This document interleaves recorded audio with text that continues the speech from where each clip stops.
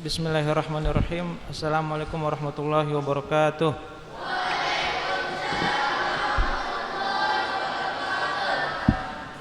Innal hamdalillah nahmaduhu wa nasta'inuhu wa nastaghfiruh wa natubu ilaih wa na'udzu billahi min syururi anfusina wa min sayyiati a'malina. Man yahdihillahu fala mudhillalah wa man yudlilhu fala hadiyalah. Asyhadu an la ilaha illallah wahdahu la syarikalah wa asyhadu anna Muhammadan abduhu wa rasuluh. Qala Allah ta'ala fi kitabihil karim ba'da an a'udzu billahi minasyaitonir rajim yarfa'illahu alladhina amanu minkum walladhina utul ilma darajat. Wa qala Rasulullah sallallahu alaihi wasallam man qara'a harfan min kitabillah falahu hasanah wal hasanatu bi asyri amsalihha. La aqulu alif lam mim harfun walakin alifun harfun wa lamun harfun wa mimun harfun. Amma ba'du. Alhamdulillah, hadirin sekalian yang dirahmati oleh Allah Subhanahu wa taala. Kita bersyukur kepada Allah Subhanahu wa taala yang telah memberikan kepada kita berbagai macam kenikmatan, yang mana nikmat Allah Subhanahu wa taala tidak terhitung jumlahnya. Kata Allah Subhanahu wa taala, "Wa in ta'uddu ni'matallahi la tuhsuha." Jika seandainya kalian menghitung nikmat Allah Subhanahu wa taala, maka kalian tidak akan mampu untuk menghitungnya. Nikmat kehidupan, nikmat kesehatan, nikmat kesempatan, dan ribuan nikmat yang lain yang telah kita lupakan atau yang kurang kita syukuri. Maka dengan hadirnya kita di majelis ilmu merupakan kesempatan terbaik untuk memperbaharui iman kita, karena iman seseorang itu naik dan turun tergantung suasana dan keadaan yang dia alami dalam kehidupannya. Al-imanu yazidu wa yankus. Iman itu naik dan iman juga bisa turun. Yazidu bitta'ah wa yankusu bil ma'siyah. Iman naik dengan ketaatan, dengan beribadah kepada Allah Subhanahu wa taala, dengan hadir di majelis ilmu, dengan melaksanakan salat, dengan membaca Al-Qur'an dan ibadah-ibadah yang lainnya. Wa yankusu bil ma'siyah, dan iman itu turun dengan kemaksiatan yang kita lakukan. Dan tidak ada seorang pun di muka bumi ini kecuali dia setiap hari melakukan dosa dan maksiat. Kata Rasulullah, kullu bani Adam khata', setiap anak Adam itu melakukan dosa. Wa khairul khata'ina at-tawwabun, dan sebaik-baik yang melakukan dosa itu yang kembali bertobat kepada Allah Subhanahu wa taala. Maka hadirnya kita di majelis ilmu ini merupakan tanda kebaikan yang Allah segerakan untuk kita. Kata Rasulullah, barang siapa yang dikehendaki oleh Allah kebaikan, maka Allah akan pahamkan dia tentang ilmu agama. May yuridillahu bihi khairan yufaqihu fid din. Dan orang yang bersusah payah selalu istiqomah hadir dalam majelis ilmu, Allah akan mudahkan baginya jalan menuju surga. Sebagaimana hadis yang telah kita dengar berulang-ulang. Man salaka tariqan yaltamisu fihi ilman sahalallahu lahu bihi tariqan ilal jannah. Barang siapa yang menempuh suatu jalan bersusah payah dalam jalan menuntut ilmu, maka Allah akan mudahkan baginya jalan menuju surga. Karena para nabi tidak mewariskan sesuatu apapun ketika mereka wafat kecuali ilmu. Wa innal anbiya lam yuwarithu dinaron wala dirhaman. Sesungguhnya para nabi itu mereka tidak mewariskan harta, baik itu emas maupun perak. Walakin yuwarithu ilman, akan tetapi yang mereka wariskan itu adalah ilmu. Faman akhadha akhadha bihadzin wafir. Maka barang siapa yang mengambil ilmu tersebut, maka dia telah mengambil keuntungan yang sangat besar. Sehingga orang yang hadir di majelis ilmu, setiap bab ilmu yang dia ketahui dan dia amalkan, maka itu lebih baik daripada ibadah sunnah yang dia kerjakan. Bahkan kata Rasulullah, seseorang yang menuntut satu bab ilmu itu lebih utama daripada dia sholat 1000 rakaat. Misalnya dalam sebuah hadis kata Rasulullah SAW, maukah aku beritahukan kepada kalian sesuatu yang lebih menguntungkan daripada jika seseorang pergi ke satu tempat kemudian dia mendapatkan 1 ekor unta atau 2 ekor unta. Maka kata Rasulullah, jika salah seorang dari antara kalian pergi ke masjid, maka dia fatata'allamu ayatan, dia menuntut 1 ayat Al-Quran atau dia menghafalkan 1 ayat Al-Quran, maka itu lebih baik daripada 1 ekor unta. Dan begitu juga sebanyak ayat yang dia pelajari dan dia hafalkan itu lebih utama daripada sebanyak unta tersebut. Jadi jika seseorang mempelajari 5 ayat dalam satu majelis itu lebih utama daripada dia mendapatkan 5 ekor unta. Masya Allah, kalau kita dapat 1 ekor kambing saja, tadi dikasih daging kurban, kambing kurban, kambing apa? Akikah. Kambing akikah 1 ekor saja itu semua senang, santri-santri semua senang, apalagi jika diberikan unta, yang mana unta ini lebih besar dari kambing. Nah, jadi setiap ayat yang antum pelajari itu lebih utama, lebih besar pahalanya daripada antum mendapatkan 1 ekor unta. Maka setiap hari antum berada di kelas ataupun di masjid, itu semua antum sedang berada di majelis ilmu, yang mana setiap hari antum mendapatkan ilmu berupa Al-Quran dan juga hadis Nabi Muhammad SAW. Maka hendaknya antum semua, wahai para penuntut ilmu, bersyukur atas nikmat waktu luang yang diberikan kepada antum semua supaya bisa menuntut ilmu.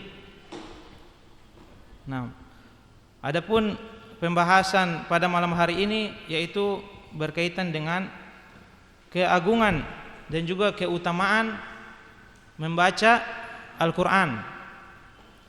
Keagungan dan juga keutamaan membaca Al-Quran. Tentunya kita telah banyak mendengar hadis-hadis dan juga penjelasan para ulama tentang keutamaan membaca Al-Quran. Yang sering kita dengar, apa ada yang tahu satu hadis tentang keutamaan membaca Al-Quran? Nah, contohnya kata Rasulullah SAW, man qara'a harfan min kitabillah falahu hasanah wa hasanatu bi asyri amsalihha la aqulu alif lam mimun harfun walakin alifun harfun wa lamun harfun wa mimun harfun. Kata Rasulullah SAW, barang siapa yang membaca Al-Quran 1 huruf dari Al-Quran, maka dia akan mendapatkan 1 kebaikan, dan 1 kebaikan itu akan dilipat gandakan menjadi 10 kebaikan. Kemudian kata Rasulullah, aku tidak berkata alif lam mim itu 1 huruf, akan tetapi alif itu 1 huruf, lam itu 1 huruf, dan mim itu 1 huruf. Sehingga kalau kita membaca alif lam mim saja itu sudah mendapatkan 30 kebaikan. Apalagi jika yang kita baca itu 1 juz, apalagi 2 juz, apalagi menghatamkan Al-Quran. Tentunya kita akan mendapatkan beribu-ribu kebaikan dari Allah Subhanahu wa taala. Kemudian juga di dalam hadis lain kata Rasulullah, yuqalu li sahibil Qur'an Iqra warattil kama kunta turattil fid dunya fa inna manzilataka inda akhiri ayah taqra'uha. Dikatakan kepada para ahli Quran, para penghafal Al-Quran yang mengamalkan Al-Quran dalam hidupnya di hari kiamat, ya. Iqra warattil kama kunta turattil fid dunya, bacalah dan naiklah derajatmu di surga sebagaimana engkau dahulu sering membacanya ketika di dunia. Fa inna manzilataka inda akhiri ayah taqra'uha, karena sesungguhnya derajatmu di surga itu tergantung ayat terakhir yang kamu baca. Kemudian juga di dalam hadis lain kata Rasulullah sallallahu alaihi wasallam,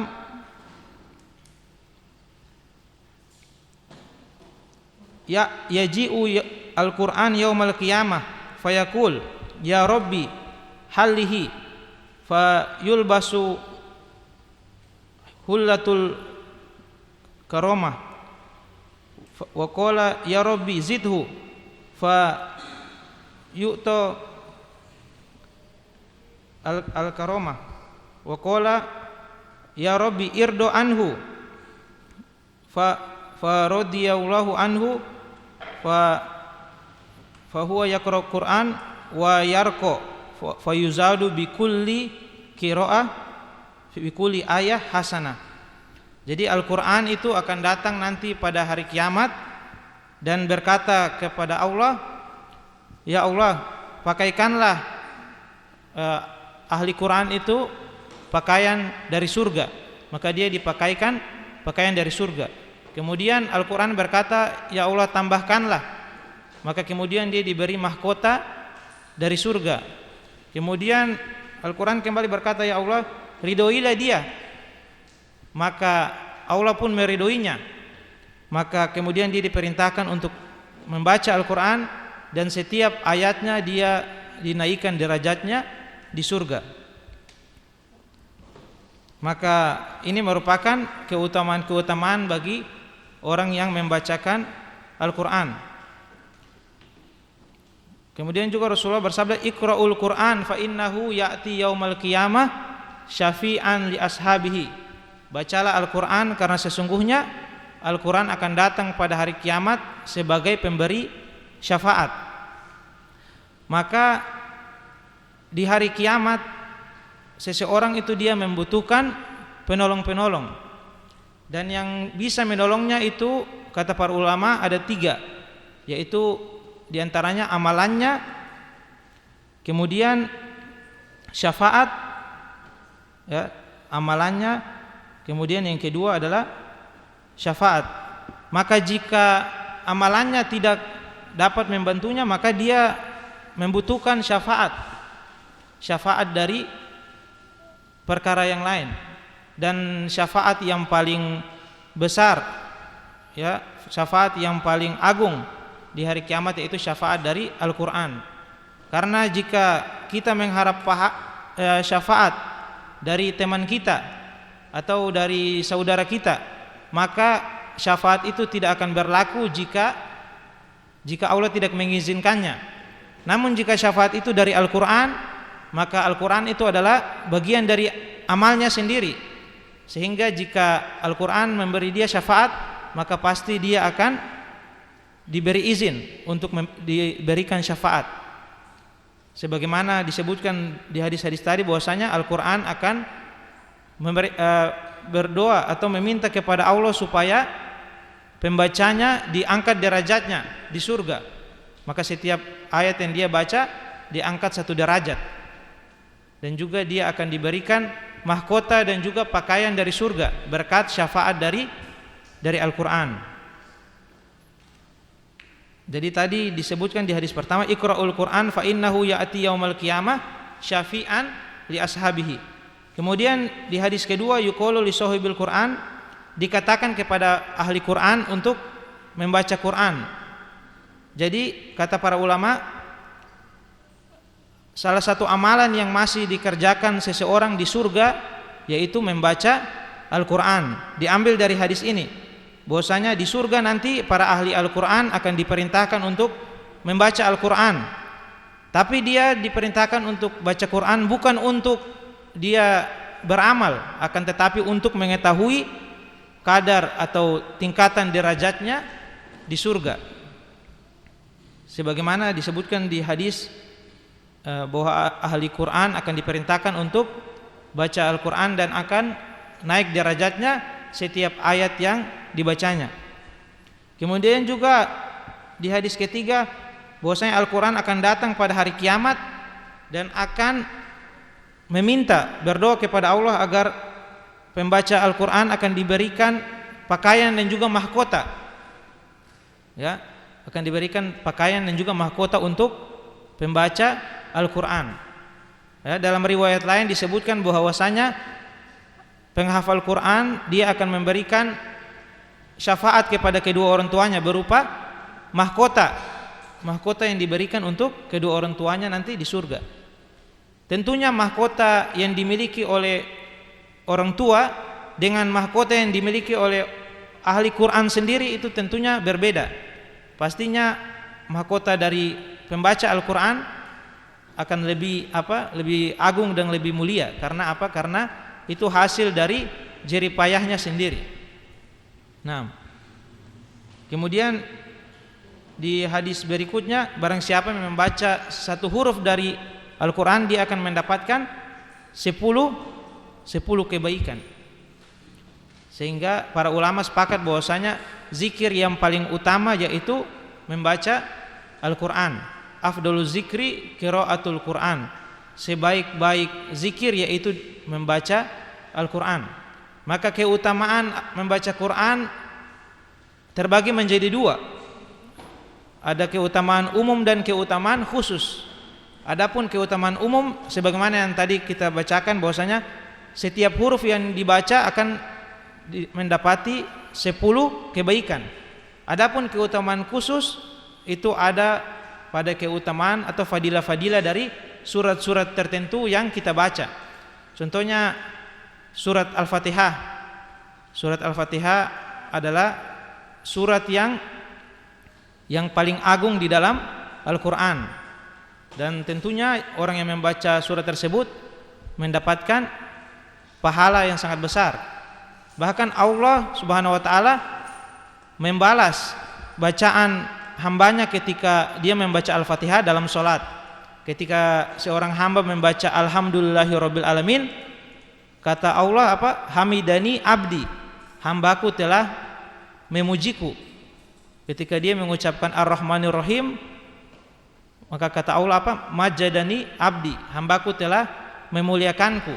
Maka setiap bacaan yang kita baca dari surat Al-Fatihah, Allah membalas dengan mengabulkan doa-doa kita di dalam Al-Fatihah tersebut.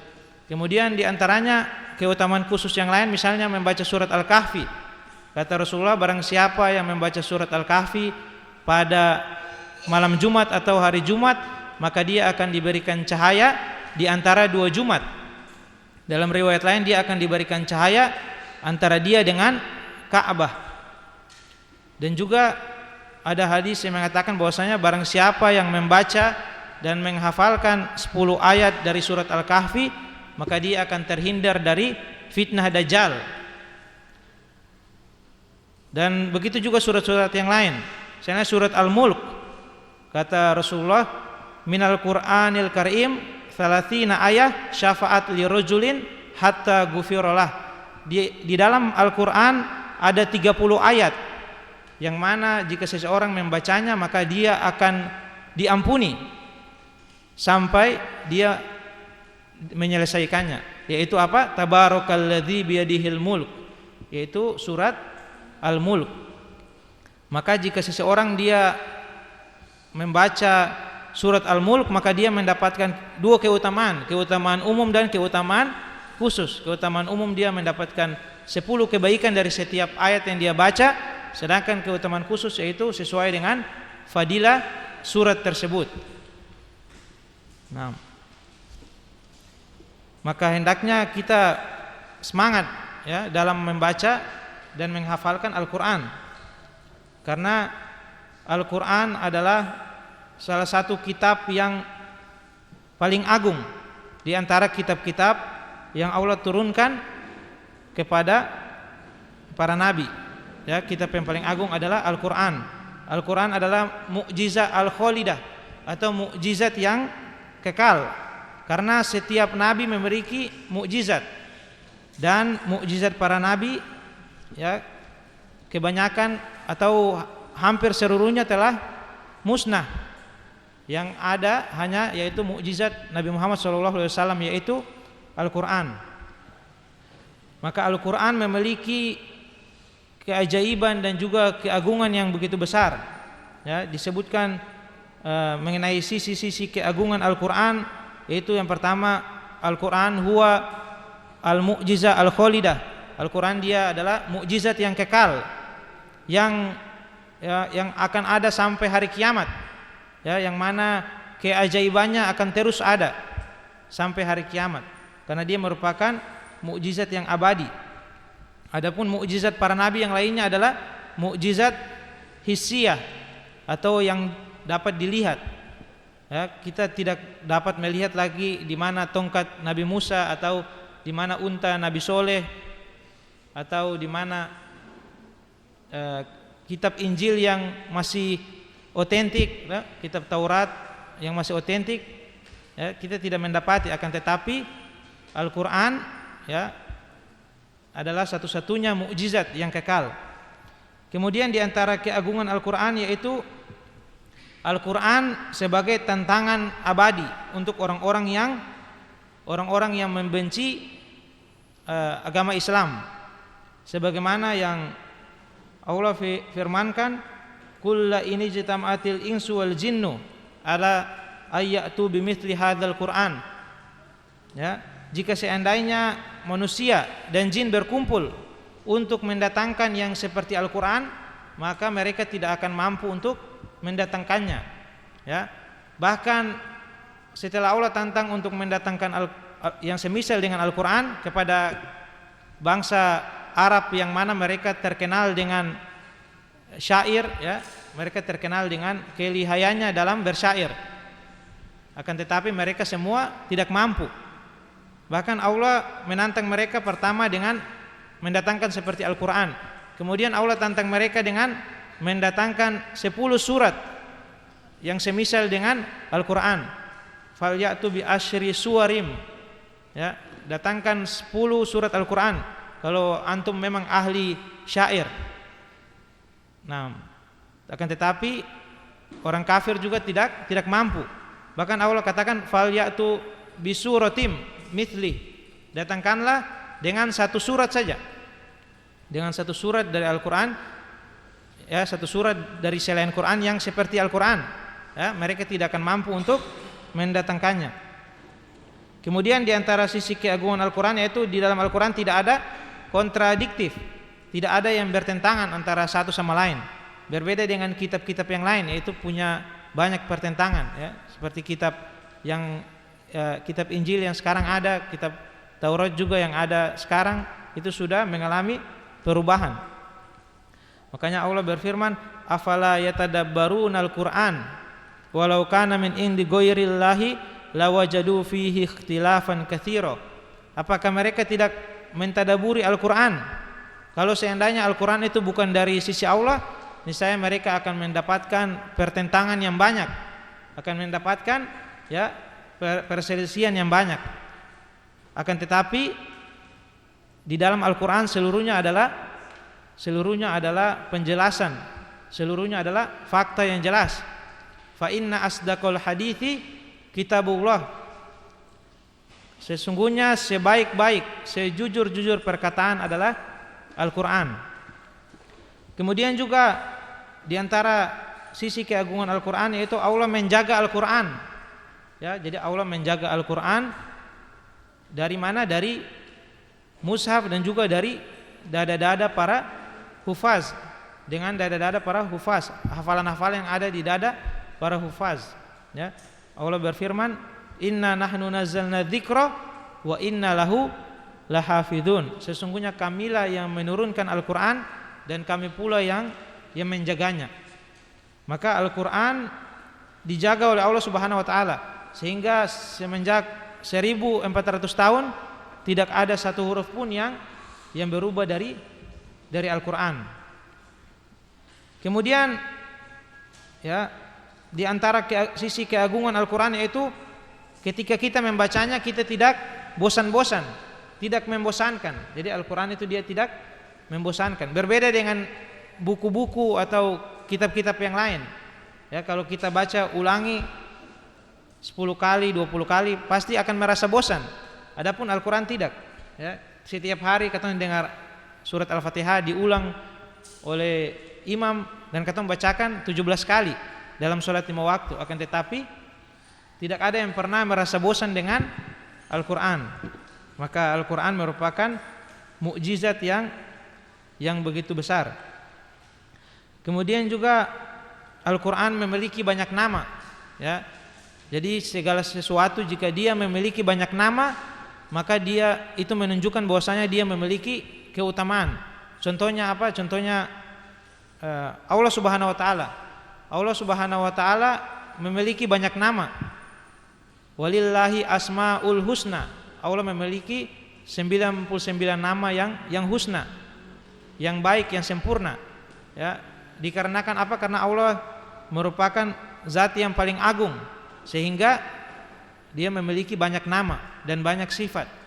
Begitu juga dengan Al-Quran. Al-Quran memiliki banyak nama menunjukkan tentang keagungan Al-Quran. Contohnya Allah menyebutkan dalam Al-Quran, Qaf wal Quranul Majid, demi Al-Quran yang agung. Kemudian juga Al-Quran dinamakan dengan Kitabul Mubin, kitab yang jelas. Al-Quranul Karim, itu kitab yang mulia. Sehingga banyak nama Al-Quran menunjukkan atau menunjukkan tentang keutamaan atau keagungan kitab Al-Quran. Kemudian Allah Subhanahu wa taala, ya, memberikan kepada umat Nabi Muhammad itu Al-Quran merupakan nikmat yang paling besar. Ya, jadi di antara nikmat yang paling besar yang diberikan kepada umat Nabi Muhammad yaitu apa? Al-Quran. Sebagaimana yang Allah firmankan di dalam surat Ar-Rahman. Ya, Allah berfirman, Ar-Rahman 'allamal Qur'an khalaqal insan 'allamahul bayan. Jadi surat Ar-Rahman kata para ulama yaitu surat yang mana menerangkan tentang nikmat-nikmat Allah Subhanahu wa taala kepada manusia, ya.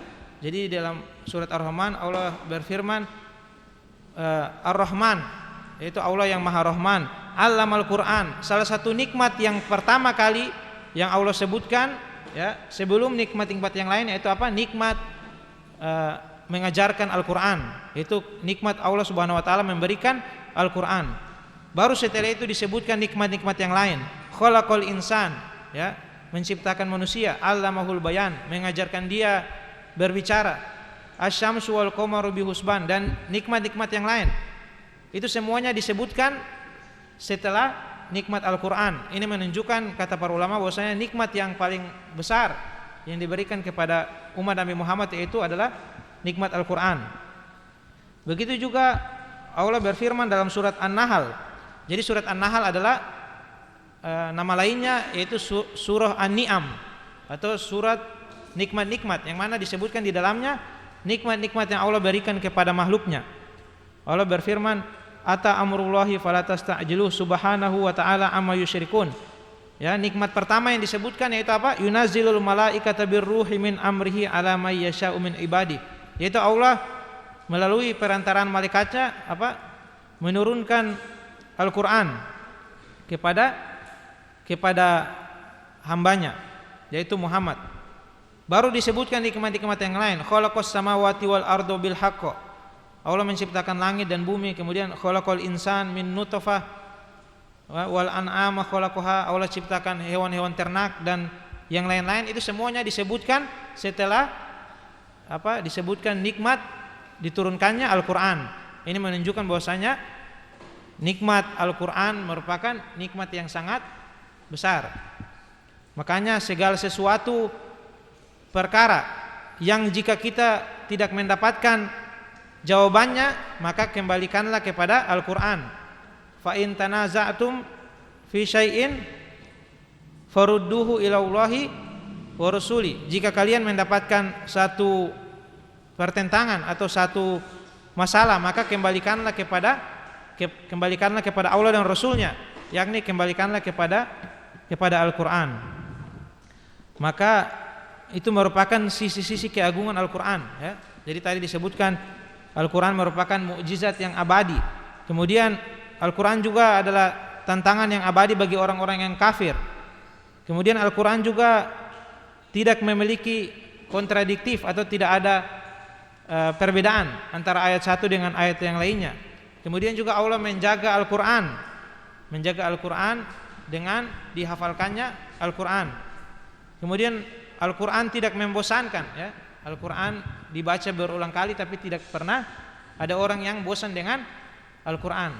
Adapun buku-buku yang lain ketika dibaca pasti merasa bosan. Mungkin kita terkesan di awal, tapi setelah dibaca berulang kali pasti nanti bosan. Adapun Al-Quran sudah 1400 tahun, tapi ketika kita baca masih saja kita merasakan keindahan, ya. Dengan versi-versi atau nada-nada yang berbeda, kita merasakan, ya, seakan-akan hati bergetar. Dan ciri-ciri orang yang beriman itu ketika dibacakan Al-Quran itu dia punya hati bergetar dan tersentuh. Ya, kata Allah apa? Innamal mu'minuna idza dzukirallahu wajilat qulubuhum wa idza tuliyat alaihim ayatuhu zadathum imana. Yaitu orang-orang beriman itu ketika dibacakan kepadanya Al-Quran bergetarlah hatinya. Maka kitab Al-Quran ini merupakan kitab yang paling agung dan memiliki berbagai macam keutamaan dan juga keajaiban, baik dari sisi zatnya, zat Al-Qurannya, atau dari sisi keutamaan dalam membacanya. Maka hendaknya dengan kita mengetahui keutamaan-keutamaan ini memotivasi kita untuk memperbanyak membaca Al-Quran setiap hari. Apalagi untuk para santri itu sangat ditekankan untuk selalu memurojaah Al-Quran, karena Al-Quran jika tidak dimurojaah akan hilang. Jadi Al-Quran itu salah satu kelebihannya dia mudah untuk dihafalkan, akan tetapi juga mudah untuk dilupakan, ya. Mudah dihafalkan karena kata Allah apa? Walaqad yassarnal Qur'ana lidzikri fahal mim muddakir. Sungguh kami telah memudahkan Al-Quran untuk dibaca, untuk dihafalkan. Apakah ada yang mau mengambil pelajaran? Ya. Namun jika kita meninggalkan Al-Quran, maka akan mudah untuk dilupakan. Ya, kata Rasulullah, ta'ahadu Al-Quran, fawalladhi nafsi Muhammadin biyadihi, lahuwa asyaddu tafallutan min ibil fi ukuliha.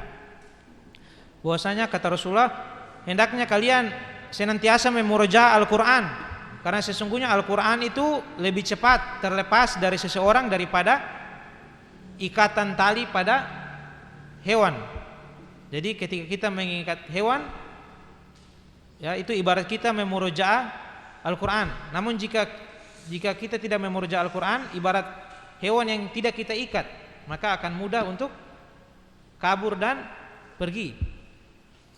Maka terutama untuk para santri hendaknya memperbanyak memurojaah Al-Quran. Bukan hanya fokus di setoran, akan tetapi juga fokus dalam dalam memurojaah. Nah, paham Tom? Nah, mungkin itu yang bisa disampaikan. Kurang lebihnya mohon maaf. Wabillahi taufiq wal hidayah. Wassalamualaikum warahmatullahi wabarakatuh.